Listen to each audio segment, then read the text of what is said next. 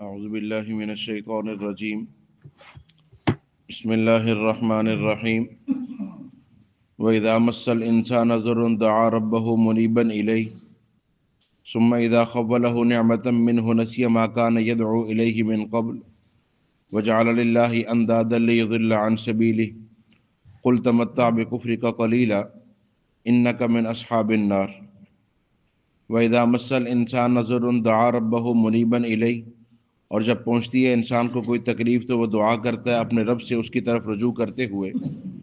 ثم اذا خولہ نعمتا من، پھر جب وہ اپنی طرف سے کوئی نعمت عطا فرماتا ہے، نسی ما کان یدعو الیہ من قبل، تو یہ بھول جاتا ہے اس ذات کو جس سے دعا کر رہا تھا اس سے پہلے. وجعل للہ اندادا، اور ٹھہراتا ہے اللہ کے لیے شریک، لیضل عن سبیلی، تاکہ گمراہ کرے اللہ کے راستے سے. قل تمتع بکفرک قلیلا، آپ فرما دیجئے کہ تم نفع اٹھا لو اپنے کفر کے ساتھ تھوڑا سا. انک من اصحاب النار، بے شک تم آگ والوں میں سے ہو. فَإِذَا مَسَّ الْإِنسَانَ ضُرٌّ دَعَا رَبَّهُ مُنِيبًا إِلَيْهِ ثُمَّ إِذَا خَوَّلَهُ نِعْمَةً مِّنْهُ نَسِيَ مَا كَانَ يَدْعُو إِلَيْهِ مِنْ قَبْلُ وَجَعَلَ لِلَّهِ أَندَادًا لِيُضِلَّ عَنْ سَبِيلِهِ قُلْ تَمَتَّعْ بِكُفْرِكَ قَلِيلًا إِنَّكَ مِنْ أَصْحَابِ النَّارِ. یہ سورۃ زمر ہے اور اس کی آیت نمبر 8. اس سے پہلے والی آیات میں اللہ رب العزت نے دو چیزیں اب تک ارشاد فرمائی ہیں. پہلا تو یہ ارشاد فرمایا کہ جب بھی عبادت کرنی ہو، دعا کرنی ہو، پکارنا ہو تو صرف اللہ کی ذات کو. تم اس دعا کے اندر، عبادت کے اندر خالص کرو اللہ کی ذات کو، اللہ کے ساتھ کسی اور کو شریک نہ ٹھہراؤ. پہلی بات تو یہ سمجھائی. پھر دوسرا تعارف کروایا کہ رب تعالیٰ کی ذات ہے کون سی. تو ارشاد فرمایا کہ جس نے تمہیں پیدا کیا، زمین و آسمان کو پیدا کیا، دنیا کی ہر نعمت تمہیں عطا فرمائی، یہ سب کچھ دینے والی ذات رب تعالیٰ کی. تو یہ دو باتیں ارشاد فرمائی. پہلی بات کہ یہ سب کائنات کی پیدا کرنے والی ذات اللہ کی ہے، زمین و آسمان کی خالق اللہ ہے. اور جب تم نے پکارنا ہو، نماز پڑھنی ہو، سجدہ کرنا ہو، دعا کرنی ہو تو خالصتاً اسی اللہ ہی سے کرنا. اب آج کی آیت میں اللہ رب العزت نے ارشاد فرمایا انسان پر دو حال آتے ہیں.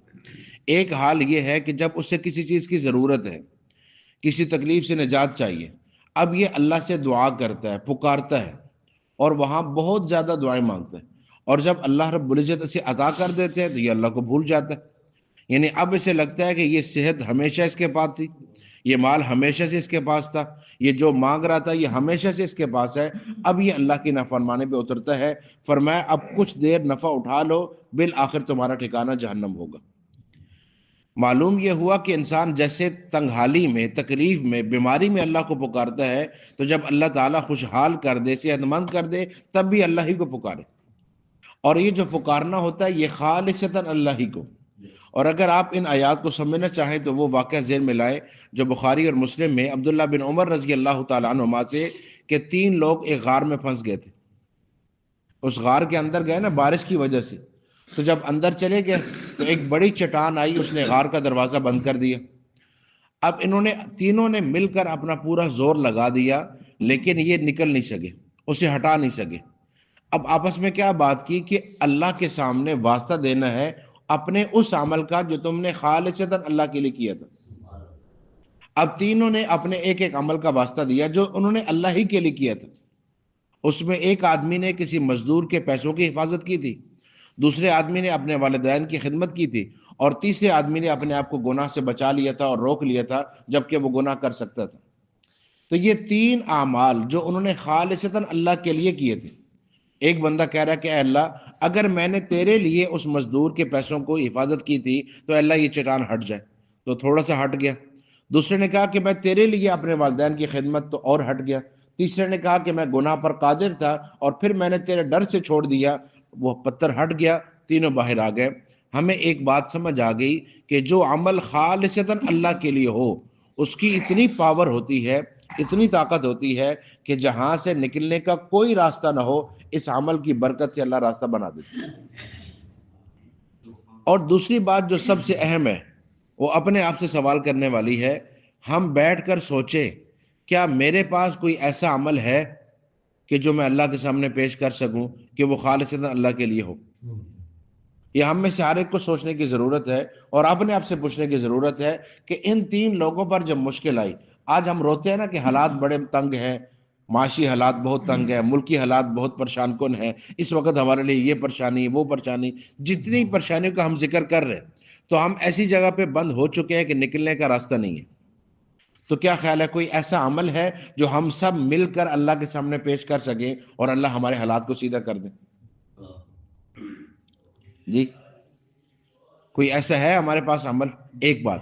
اور اس سے اہم بات یہ ہے کہ ان تین لوگوں نے جو اعمال سوچے تھے تینوں کا تعلق حقوق العباد سے، تینوں کا تعلق کس سے ہے؟ حقوق العباد سے. اور یہ اتنی بڑی چیز ہے کہ آپ دیکھیے کہ جب نبی پاک صلی اللہ علیہ وآلہ وسلم حضرت خدیجہ الکبریٰ رضی اللہ تعالیٰ عنہ کے پاس آئے کہ میں نے آج غار میں یہ سب کچھ دیکھا ہے، اور اس کے بعد آپ نے فرمایا زمبلونی، چادر اڑا دو، تو انہوں نے جو آپ کی چیزیں گنوائیں اس میں ایک دفعہ بھی یہ نہیں کہا کہ آپ بہت لمبا قیام کرتے ہیں، آپ بہت زیادہ سجدہ کرتے ہیں، آپ غار کے اندر تنہائی میں بیٹھتے ہیں، آپ بہت اللہ کو یاد کرتے ہیں. یہ لفظ نہیں کہے. وہ یہ کہہ رہی ہے کہ آپ دوسروں کے کام آتے ہیں، آپ اپنے رشتہ داروں کے ساتھ صلہ رحمی کرتے ہیں، آپ غربا کی مدد کرتے ہیں، آپ دوسروں کا بوجھ اٹھاتے ہیں، تو آپ کا رب آپ کو ضائع نہیں کرے گا. آج ہمارے ہاں عبادت والے لوگ مل جاتے ہیں، نوافل والے، تہجد والے، ہر سال عمرہ کرنے والے، ہر دفعہ حج کرنے والے مل جائیں گے، لیکن حقوق العباد اگر تلاش کی جائے تو وہ کوئی نہیں ملے گا. بھائیوں کے ساتھ تعلقات، والدین کے ساتھ تعلقات، اولاد سے تعلقات، اگر آپ اس حوالے سے دیکھیں گے تو کوئی چیز نہیں ملے گی سب. تو اس حد تک گرنا یہ وجہ ہے آج ہمارے حالات کے خراب ہونے کی. اس لیے سب سے زیادہ آج ہر بندہ اس فکر میں ہے کہ میں حالات ٹھیک کرنا چاہتا ہوں، میرے گھر کے حالات ٹھیک ہو جائیں، میرے ملک کے حالات ٹھیک ہو جائیں، ہم سب کے حالات ٹھیک ہو جائیں. ہر پارٹی کا نعرہ حالات ٹھیک کرنے کا ہے، ہر بندے کی کوشش یہ دکھائی دے رہی ہے، حالانکہ حالات ہمارے ہاتھ میں ہے ہی نہیں ہے. حالات تو اللہ ٹھیک کریں گے، ہمیں ٹھیک کرنے تھے اعمال. اعمال ہم ٹھیک نہیں کر رہے، حالات ٹھیک کرنے کی فکر میں. اگر ہم اپنے اعمال ٹھیک کر لیں گے اللہ حالات خود بخود ٹھیک کر دیں گے. ایسا کیسے ہوا کہ جب صحابہ نے سوال کیا یا رسول اللہ صلی اللہ علیہ وسلم ہم ہر وقت ڈر رہے ہیں، تو ایسا بھی ہوگا کبھی ہم اطمینان سے نماز پڑھیں گے، اطمینان سے اعمال کریں گے؟ فرمایا بالکل ہوگا. تو اب کیسے ہوا تھا کہ صحابہ کرام کے اعمال ٹھیک ہوئے، اللہ نے حالات ٹھیک کر دی. تو اصل چیز یہ ہے کہ ہم اپنے اعمال کی فکر کریں. فرمایا وَإِذَا مَسَّ الْإِنسَانَ ضُرٌّ دَعَا رَبَّهُ مُنِيبًا إِلَيْهِ، جب انسان پر کوئی تکلیف پہنچتی ہے تو یہ اپنے رب کو پکارتا ہے منیبًا الیہ، اسی کی طرف رجوع کرتے ہوئے. یا رب اتنا زیادہ دہراتا ہے. ثم اذا خوله نعمتا من، پھر جب ہم اسے کچھ نعمت اپنی طرف سے عطا کر دیتے ہیں، نسی ما کان یدعو الیہ، تو یہ اس ذات کو بھول جاتا ہے جس سے یہ دعا کر رہا تھا، جس سے پکار رہا تھا. وجعل للہ اندادا، اور پھر اللہ کے ساتھ شریک ٹھہراتا ہے. تکلیف آئی، بیماری آئی، اب بیماری نہیں ٹھیک ہو سکی تو جواب یہ ملتا ہے کہ جی جیسے اللہ کی مرضی. اور بیماری ٹھیک ہو گئی تو جی انہوں نے وقت پہ ڈاکٹر کے پاس پہنچا دیا، فلاں ڈاکٹر صاحب بہت اچھے تھے، اس کی میڈیسن بہت اچھی تھی، اس کا طریقہ کار بہت اچھا تھا، وہ بہت اچھی طرح ٹریٹ کر رہے تھے. اب ساری جب صحت ملی ہے تو ساری نسبت ڈاکٹر کی طرف، لوگوں کی طرف. اگر بیماری اللہ دیتے ہیں تو صحت کون؟ لیکن آپ دیکھیں نا آداب، ابراہیم علیہ السلام جب کہتے ہیں نا کہ اللہ تعالیٰ مجھے شفا دیتے ہیں تو پہلے الفاظ کیا ہے؟ وَإِذَا مَرِضْتُ فَهُوَ يَشْفِينِ، جب میں بیمار ہوتا ہوں تو اللہ شفا دیتے ہیں. یہ نہیں کہا جب وہ بیماری دیتا ہے تو وہی شفا دے دیتا ہے، یہ نہیں کہا. کہا جب میں بیمار ہوتا ہوں تو اللہ شفا دیتے ہیں. کیا مطلب؟ جب میں بیمار ہوں گا اپنی بد پرہیزی سے، لیکن شفا اللہ عطا کریں گے. الفاظ کا خیال کرنا. تو جب اللہ کی طرف تکلیف اللہ کی طرف سے آ رہی ہے تو راحت بھی اللہ کی طرف سے. اب ہونا یہ چاہیے تھا کہ اللہ نے شفا عطا فرمائی، اللہ کا کرم ہو گیا، لیکن وہاں نسبت لوگوں کی طرف جاتی ہے. لِيَضِلَّ عَن سَبِيلِهِ، تاکہ سب کو اللہ کے راستے سے ہٹا دے. بھائی کہیں ضرورت نہیں ہے 2 رکعت نفل پڑھنے کی، اللہ سے مانگنے کی، فلاں کے پاس جایا کرو شفا ہو جاتی ہے، اس کے ہاتھ میں بڑی شفا ہے. فرمایا ایسا نہیں. قُلْ تَمَتَّعْ بِكُفْرِكَ قَلِيلًا، اگر کوئی ایسا کر رہا ہے تو آپ فرما دیجئے کہ اپنے کفر سے تھوڑا فائدہ اٹھا لو. إِنَّكَ مِنْ أَصْحَابِ النَّارِ، بے شک تو جہنم والوں میں سے ہے. اگر یہ سوچ ہے تو یہ سوچ کہاں پہنچائے گی؟ جہنم میں.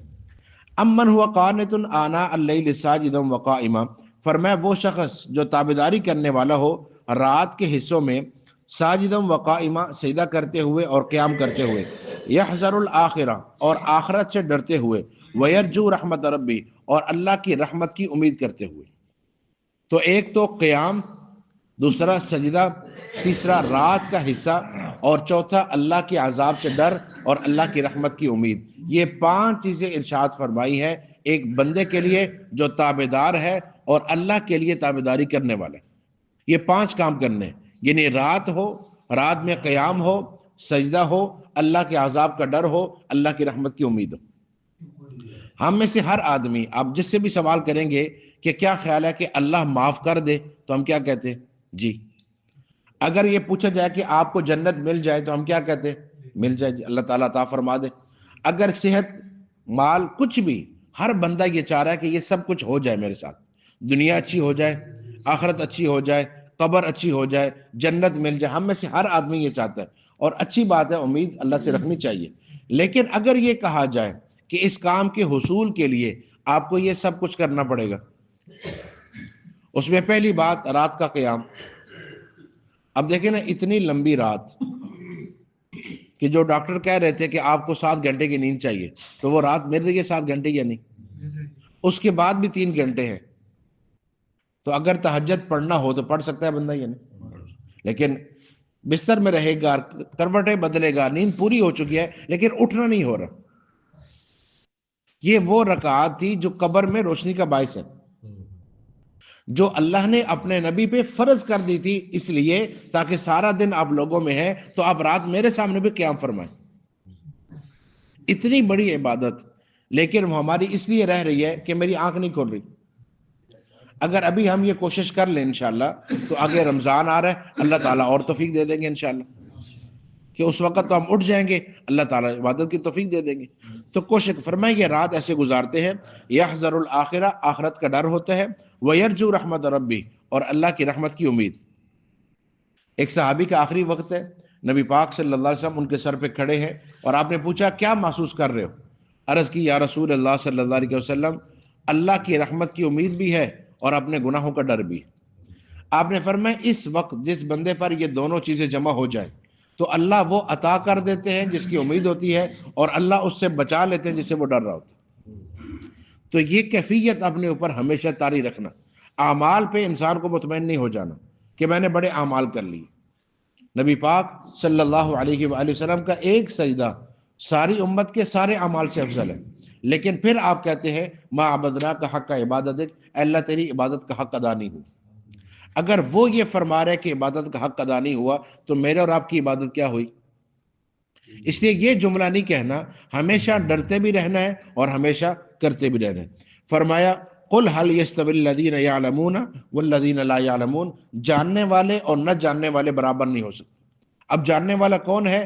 جس نے یہ پہچان لیا کہ موت ہے، قبر ہے، برزخ ہے، حشر ہے، اللہ کے سامنے کھڑے ہونا ہے، پھر حساب و کتاب ہے، جنت یا جہنم ہے۔ اب جس نے یہ جان لیا، اور وہ جسے کچھ بھی نہیں پتا، نہ اسے مرنے کا ڈر، نہ اسے قبر کا خوف، نہ اسے حشر کا خیال، نہ اسے اللہ کے سامنے حساب و کتاب کا کچھ خیال، جب اسے کچھ نہیں ہے تو یہ عمل کیسے کرے گا؟ فرمایا جو جانتا ہے وہ کوشش کرے گا، جو نہیں جان رہا وہ کوشش نہیں کرے گا۔ انما یتذکر اولو الالباب، فرمایا نصیحت تو عقل مند ہی حاصل کرتے۔ اگر اللہ نے عقل عطا فرمائی ہے تو یہ ساری آیات سامنے رکھو اور فیصلہ کرو کہ مجھے کس راستے کا انتخاب کرنا ہے۔ اللہ سمجھنے کی توفیق۔